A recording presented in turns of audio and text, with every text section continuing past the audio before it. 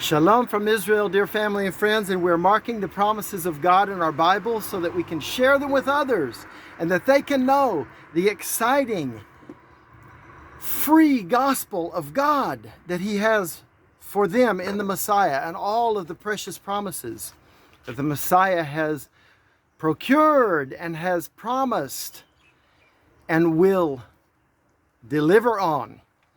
And so as we know these, as we know where they are, then we'll know how to study them. And the clip kind of cut off prematurely last time. And I was trying to say, "For I would not, brethren, that you should be ignorant in this mystery, lest you should be wise in your own conceits, that blindness in part has happened to Israel until the fullness of the Gentiles be come in." Now that's from Romans 11, verse 25 and following. And so all Israel shall be saved. That's what I was saying when the video cut off. And so all Israel shall be saved. As it is written, there shall come out of Zion a deliverer, and shall turn away ungodliness from Jacob. For this is my covenant unto them, when I shall take away their sins. As concerning the good news, the gospel, they are enemies for your sakes. Now, we're not their enemies. They're enemies of the gospel in their own thinking. The unsaved people of Israel consider themselves enemies to the gospel. But as touching the election, they are beloved for the Father's sakes. So because of the covenant with Abraham, Isaac, and Jacob, they are beloved by God and are considered that way. And when you begin to understand that everything in Scripture is an outworking of the Abrahamic covenant, when you get to Romans chapter 1, and it says the gospel is to the Jew first, that means it's especially for the Jew and also to the Greek. It's to the Jew first and also to the non-Jew. What is that? That's the Abrahamic covenant being fulfilled. So we saw another place we talked about that the Bible quotes itself in Revelation chapter 6. You know, that chapter 7 about the 144,000 Jewish evangelists that will spread the good news of Yeshua the Messiah and His death as the Passover lamb over the whole earth and with all peoples. That's talked about in chapter 7 of Revelation, but just before that, it says, "And the heaven departed as a scroll when it is rolled together, and every mountain and island were moved out of their places.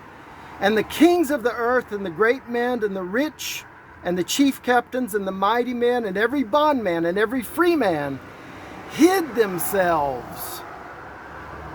They hid themselves in the dens and in the rocks of the mountains, and said to the mountains and rocks, "Fall on us, and hide us from the face of him that sitteth on the throne, and from the wrath of the Lamb.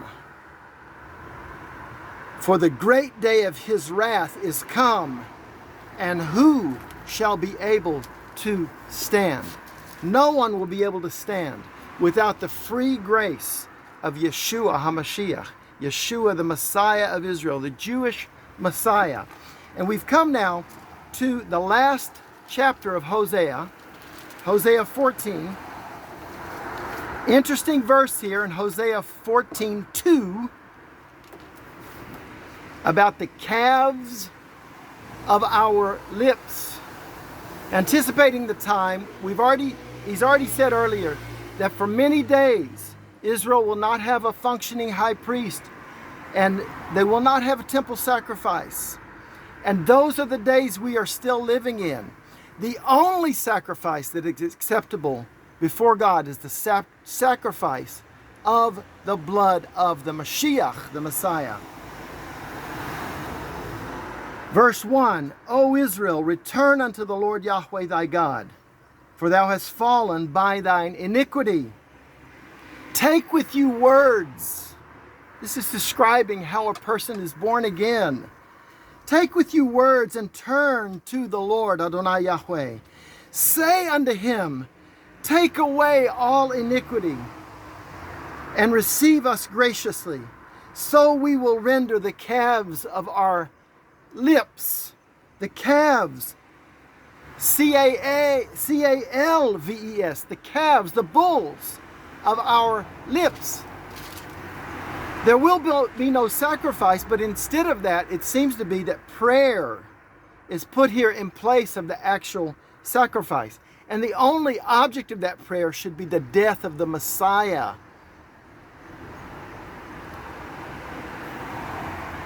We'll render the calves of our lips. This is a very, very interesting verse.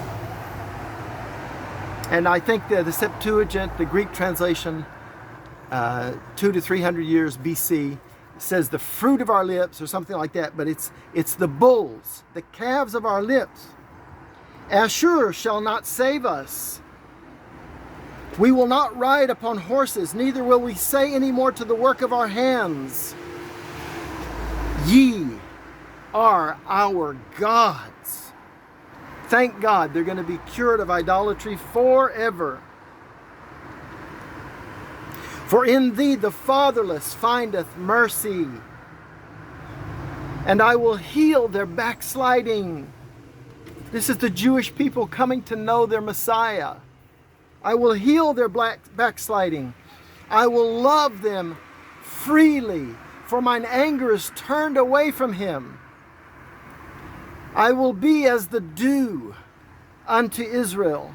He shall grow as the lily, and cast forth his roots as Lebanon. His branches shall spread, and his beauty shall be as the olive tree, and his smell as Lebanon. They that dwell under his shadow shall return. They shall revive as the corn, and grow as the vine. The scent thereof shall be as the wine of Lebanon. Ephraim shall say, what have I to do any more with idols? I have heard him and observed him. I am like a green fir tree. From me is thy fruit found. Who is wise? And he shall understand these things. Are you wise today? Are you going to understand these precious promises? Circle this whole 14th chapter about the restoration of Israel. God said it.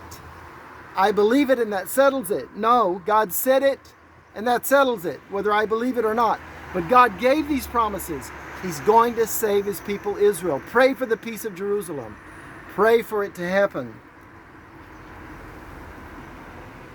Who is wise that he shall understand these things?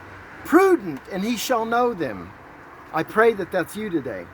For the ways of the Lord Yahweh are right, and the just shall walk in them, but the transgressors shall fall therein. It usually brings it back to, it's an issue of life or death. This is found everywhere. I put before you today life or death. Go to Psalm chapter 1.